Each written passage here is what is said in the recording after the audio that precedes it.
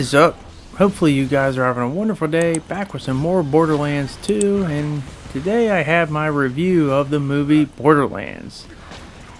Now, I've obviously heard a lot of people's responses who have seen this. I've seen a lot of the writing on the wall even before this thing even came out. So I just will finally answer the question for you. Is this movie that bad? Is it as bad as everyone makes it out to be? Well, I'll put it to you bluntly. It's not very good. I don't think it's as terrible as people make it out to be. I think it's just more dogpiling on something. But I don't think it's very good either.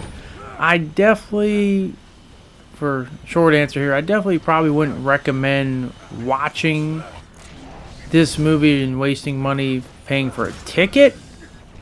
It's definitely something you'd probably see one time and be satisfied with. So I'd wait for like it coming on streaming services or really cheap in a bargain bin. But nonetheless, I'm here to give you my review, and I was wondering what I was going to do. Spoilers, non-spoilers, or just go all at it. I think I'm just going to go all at it from the very beginning. So if you don't want to be spoiled of things, just turn off now, because I'm just going to go right into it. Because I think the weirdest thing about this movie is I've heard this is like, is this movie for just Borderlands fans only? The funniest part is I don't know if it's necessarily for fans of Borderlands or non-fans of Borderlands, because if you're not a fan of Borderlands, I don't think a lot of the references and Easter eggs and humor is probably going to hit for you, which Borderlands has always had a really weird sense of humor. Some people enjoy it and like it. Some people think it's very terrible. So it's kind of hit or miss. This depends on the person. But if you're thinking, oh, maybe I'll enjoy it more if I'm a Borderlands fan, that's the funny part, because I don't know if you would enjoy it more, because while you get more things, you ultimately at the same time get more confused by more things, because one of the weirdest parts about this movie is how many things it just is very different in terms of lore reasons and stuff. So a lot of characters' motivations and backgrounds and personalities are very different. So it kind of, it's hard to keep up sometimes. Wondering what are they doing this? That's not like that in the games. And then there's a few things that are really egregious that I don't know how you do this. How do you fail to do this in a Borderlands movie? But nonetheless, I'm here to just basically give you a more detailed explanation. So my opinion to you guys, if you do personally want to see it, or you're curious, don't take things too seriously. I know that may seem like it's Borderlands, but don't be going to this movie thinking, oh, it's going to be exactly like the games in terms of the lore. It's not. It's going to be all over the place. Things are mixed up, and I'm not an encyclopedia on Borderlands lore, as I said. Even though I do love Borderlands, I've kind of distanced myself from the franchise the last few years, so some things might be a little hazy, so I don't know everything. But let's get into, I guess, one of my biggest problems of this movie. And I don't know how you have a Borderlands movie without this, but if I were to ask you a question from anyone who's ever played a Borderlands game, if you've played any of them, from 1, 2, the pre-sequel, 3, Wonderlands, maybe not so much the Telltale games to a degree, but those main ones were the shooters. What is the most important aspect of any Borderlands game? Something is the reason you keep coming back. It's the reason why so many hours put in this game. The reason why I put so many days, months into this game, this franchise. Well, I'll tell you, and it's pretty obvious, and you're about to see it right here. And that is the thrill of getting loot. The thrill of getting guns, anything, like, gear, shields, class mods, grenade mods, currency, whatever it may be. The loot, basically, the loot explosion. And this is the craziest part. There are no guns, there is no loot, there is no class mods, there's no shields. Well, I guess technically there is one shield, but not in the way I think most of us even care about. None of that. Most of the time, they're all using the same weapons. Handguns are basically 95% of the time, and I think with the exception of maybe the Infinity Pistol and maybe something else, it's all the same gun. And there's no, colorful loot or even anything about, rarity, legendaries or anything like that. Nothing. I mean, that's the number one thing people play Borderlands for, that addiction right there. I still think it's the best, or if not one of the best, like just basically loot systems with a whole, white, green, blue, purple, orange. Or Borderlands 2, when Grandma burps, Patrick obeys, an acronym, if you understand what that means in terms of how the colors of the legendaries work. But my point is like there's none of that. They're not going for chests. They're not going for loot. They're not going for nothing. It's just basically a simple, in the story mode, it's, find the vault in this movie, but none of the loot, there's nothing. You can't do that. But here's another thing this movie didn't do. And I'll be honest, I was talking to my friend after I saw it, and I didn't really even realize it till the movie was over. He was asking me, well, did they do any of their cool abilities and action abilities? And I thought about it for a while. I'm like, other than Lilith, and that was only because it was really story-oriented, and ironically enough, I'll get to her in a minute, no, they didn't. In terms of the playable characters, no. Like, Roland never uses his turrets at all. Like, they are never a thing. He just uses his, gun all the time. There's no action abilities at all. Krieg never does anything with his, blood explosion. There's just nothing. As I said, with Lilith, it's very story-oriented, but the weird part is, as I said, that's why you can't follow this movie too much for lore reasons, is that Lilith hasn't really even discovered her powers until, like, halfway or towards the end of this movie. So, yeah, it's weird. So you have a Borderlands movie where they're not using any of their action abilities.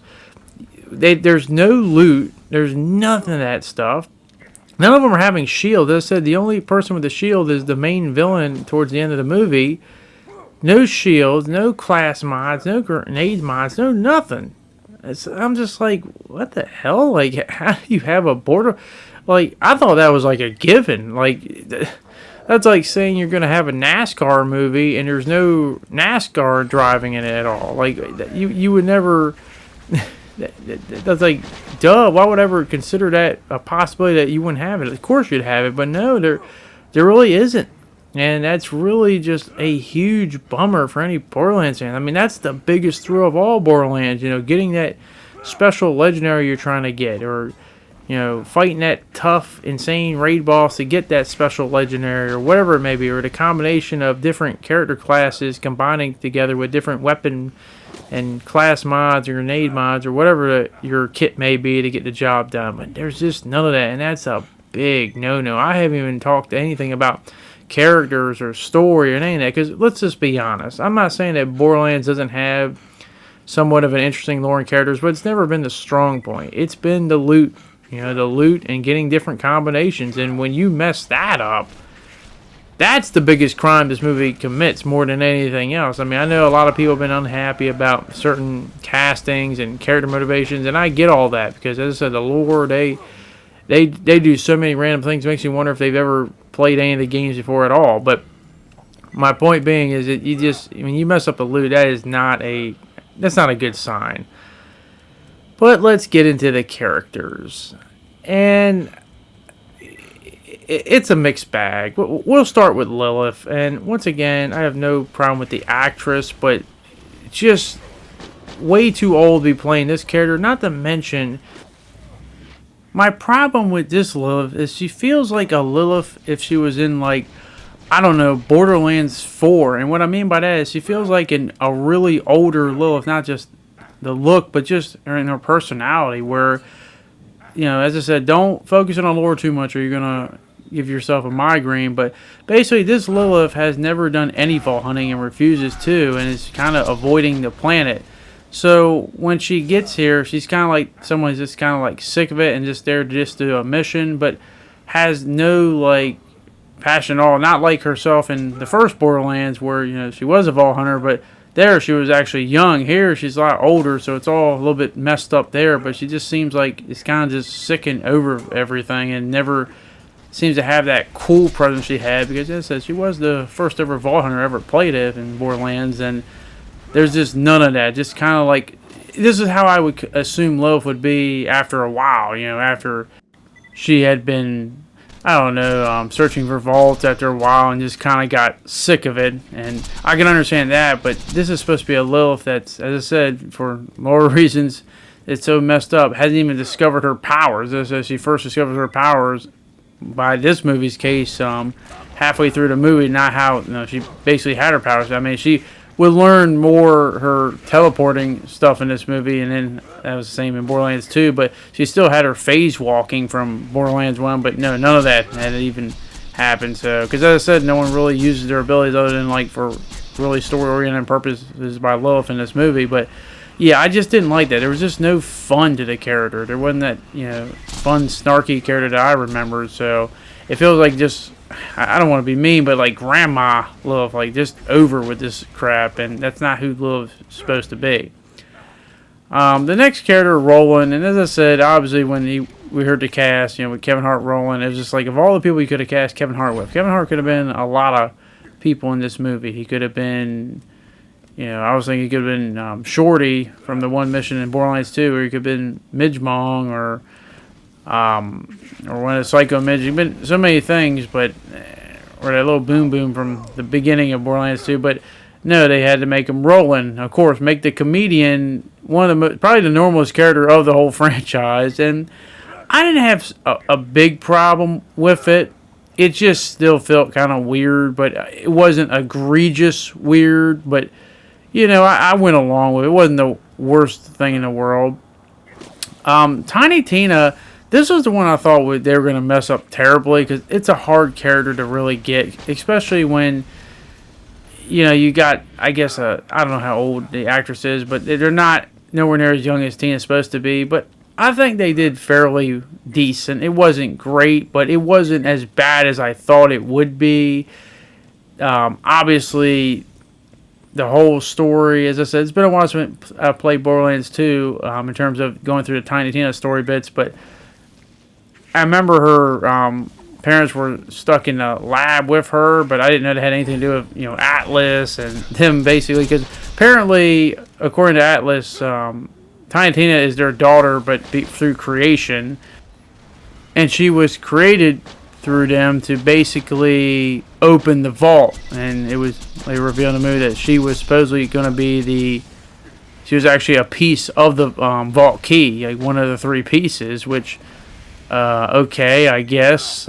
Spoilers, it turns out it wasn't her, but why they thought it was her in the first place and how it just conveniently just went away, I don't know. Spoilers, it was Lilith, but like, yeah, I don't know what they were doing with that, but they try to make this whole thing where, make you feel emotional, where nobody cares about Tiny Tina, and the problem is, it's not really done. Like, they try to have this, like, big emotional moment where her and Lilith, and then it's like cut-scening the next scene to a comedic moment. It's not really done well. It needed a lot more time to even hope to develop that, but whatever. The other thing that was weird was, and it was with Krieg, and for the most part, Krieg is kind of his character, but just not as psychotic as you would expect him to be, because he's kind of like the tag-along partner for Tiny Tina.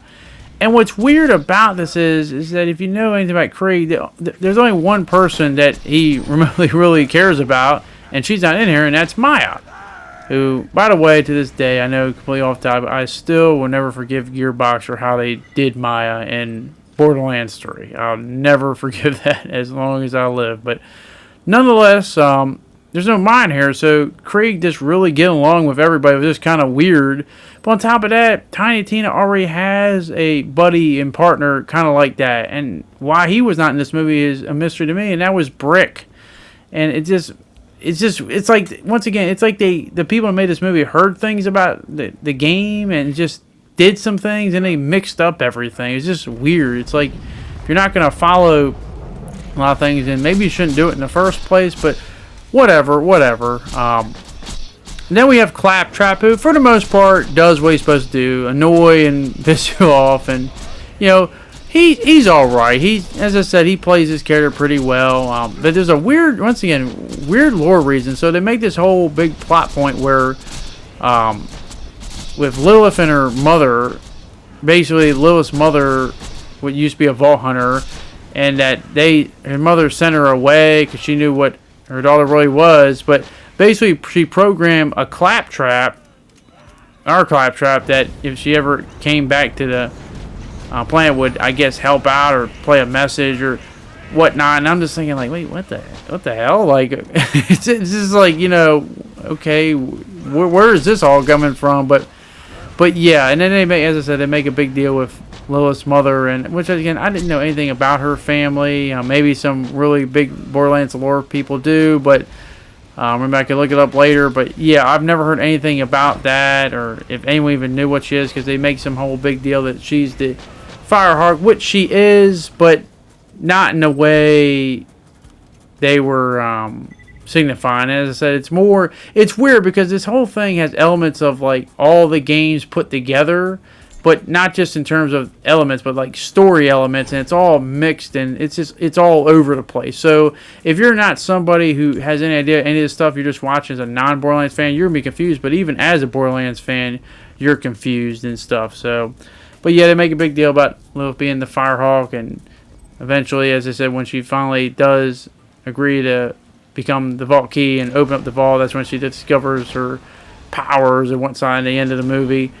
Last character I forgot would be Tannis, one of the main group, and she was alright. She had a few weird moments, and once again, she's really tied. They make this whole thing tied into Lilith and with her mother and stuff. Apparently, she knew her mother, and she was supposed to look after Lilith, but I guess did a bad job, and that's why they kind of know each other, have a past, and she has a few, I guess, decent moments. It's just, it's like, once again, it's like the people who make this movie, they'd hear things about it and see like it's like someone who read the back of the book compared to someone who read the whole book. They heard a thing or two and they think, okay, then that's the person, but they really wouldn't nail a lot of these motivations, because not that I'm saying Lilith wouldn't, or not Lilith, but Tannis wouldn't care. But like, he has these weird moments where it just doesn't feel Tannis-like. It just feels like it's completely someone else, and you're trying to add something to her. But nonetheless, that's the whole main group. Ironically enough, the character I think they nailed the best was actually Marcus. I think they did Marcus perfect. I think he was by far the one character I think they nailed perfectly in this whole thing. Mox is in there for a little while. And she's alright, but she's not really given much to do. Then you have the main villains from Atlas, and once again, they're just generic villains, and they don't really mean much. It's just more people to shoot. And so there's a lot of fights with, either bandits, the psychos, Atlas, but as I said, a lot of these fights all go the same. They just constantly shoot non-stop, but unfortunately without any variety in terms of the guns and using abilities, a lot of these fights just look really the same after a while, and it's a shame because this is Borderlands, and what you're watching on screen, you're not really going to get that in this whole thing. And they do fight not too many non-human things. Like, they fight the one Thresher, but it's just through their vehicle. They run through them. You do see the whole, I guess, vault monster, but not in a way that I think any of us would want to see it, and I'll get to that in a moment. There are some other references, like places, they go to Sanctuary, and Sanctuary is done alright. It looks fine. I mean, there's a few differences.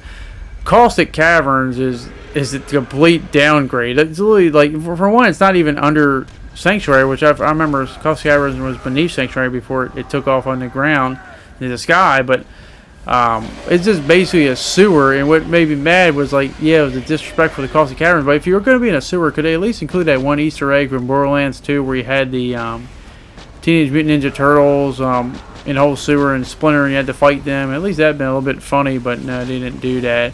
And if you are curious about the humor and the Easter eggs, there's obviously Easter eggs, probably a few things I missed.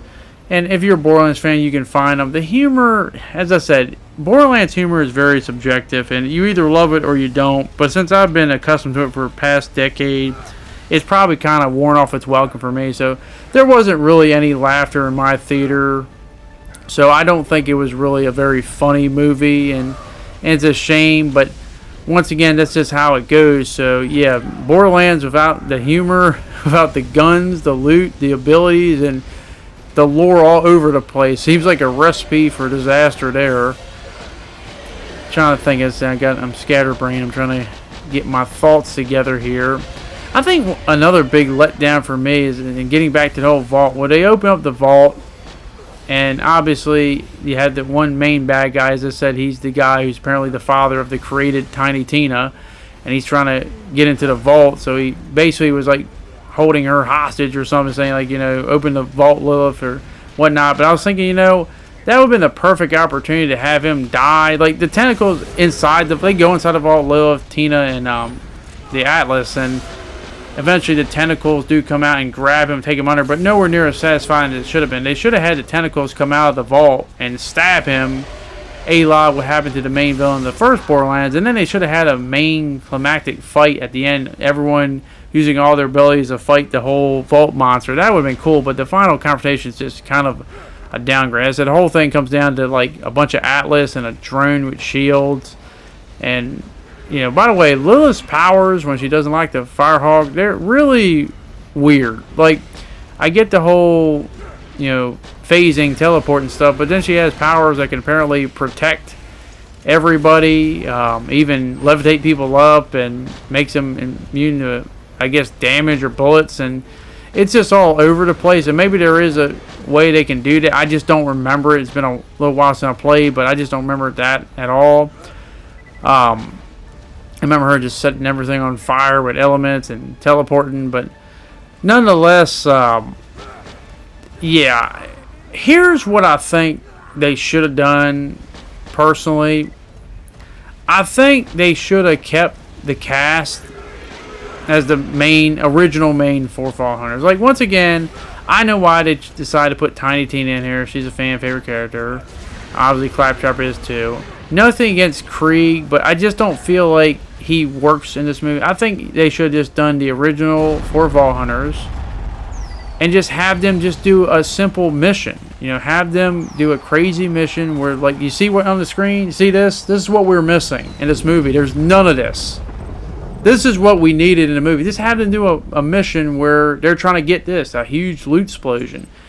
Hell, I wouldn't even mind, even though it would have been a little bit all over the place in terms of like when it happened. Because I said, don't take lore too good as well as continuity, because it's all over the place when people meet each other and stuff. But as I said, Roland and Lilith meet each other for the first time, but that's after Roland meets Tina and Krieg, which doesn't make any sense if you follow the story. But once again, as I said, don't follow it too hard, you're going to have a headache. But just have the main Forefall Hunters or the original Forefall Hunters. They have Brick, Mordecai, Lilith, and Roland, and have them doing a mission like where they have to go in there and fight a bunch of people and get like special loot, and have them showcase different guns, different effects, different class mods, as well as that Borderlands humor. I mean, I just feel like they tried way too hard and they just mixed up things, and it's not a complex thing to get right, but when you're messing up the simplest things, that's when it becomes a problem. And I think that's the biggest problem with this movie. Like, I don't think any of us expected a masterpiece or something like insanely good, but at least something decent. They don't even do that. They don't have the humor, they don't have the loot, they don't have the guns, they don't have the mods, and the characters' lores are all over the place. It's just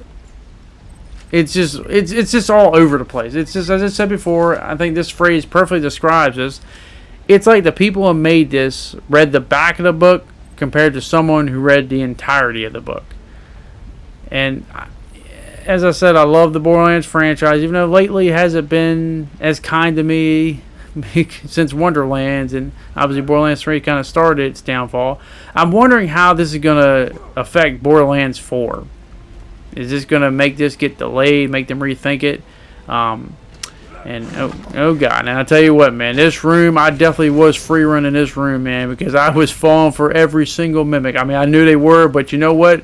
Eventually, one of them's got to drop something good. Spoilers, they don't this time, but eventually, like free run, that 1% is going to happen one of these days, guys. Unfortunately, it doesn't happen for this in any of the dice chests, which I think is a big ripoff. But nonetheless, back on track. Is this going to delay Borderlands 4? Is this going to make them rethink that? Because this movie is definitely not doing good. A lot of people don't want to see it. Don't really blame them for that. This franchise kind of is in a downward spiral, and it needs a lot of things to go right, and it needs better writing. it needs a lot of things. As I said, Borderlands 3 started to put the bad taste in my mouth, and Borderlands definitely didn't do any credit, and this movie damn well ain't gonna do it. As I said, I love the loot. I do enjoy a lot of the characters, but it's like they keep misfiring, and a lot of these things are just simple. As I said, this movie, they misfired a lot of basic things, but nonetheless, all that considered, as I said earlier, I don't recommend watching this movie. I recommend waiting for it to come on a streaming service or really bargain bin discount. I don't think it's the worst thing in the world. It's definitely watchable. You can watch it once, but that'll be it, and you can move on. I don't think it's as bad as, was it like, I remember it debuted like, was it like 0% for all the critics. Now it's up to 3%, but I don't think it's that god-awful terrible, but it's not doing itself any favors when it shoots itself in the foot in the most simplest things. But yeah, I'd just wait. It's just not worth paying a movie ticket price. But as I always like to say, that is my opinion. I want to hear your guys' opinion. If you did brave this movie, what did you think about it? Are you someone that is insulted by a lot of the story bits being backwards all over the place? Are you mad that there is no loot, kind of like all these chests jipping me? There's like no, well, I mean, I can't say these chests were jipping me because it's more loot than the whole movie did combined times 100 because there was no loot. So you mad about that? You just think, man, they really need to rethink a lot of things because Borderlands has really been slipping, especially with Gearbox. But let me know in the comment section how you all felt. But that is going to be it. Hopefully you guys did enjoy this video, and hopefully I can see you guys back in the next one. Thank you very much for watching. Hopefully you guys enjoy the rest of your day, and I hope to see you all later. Peace.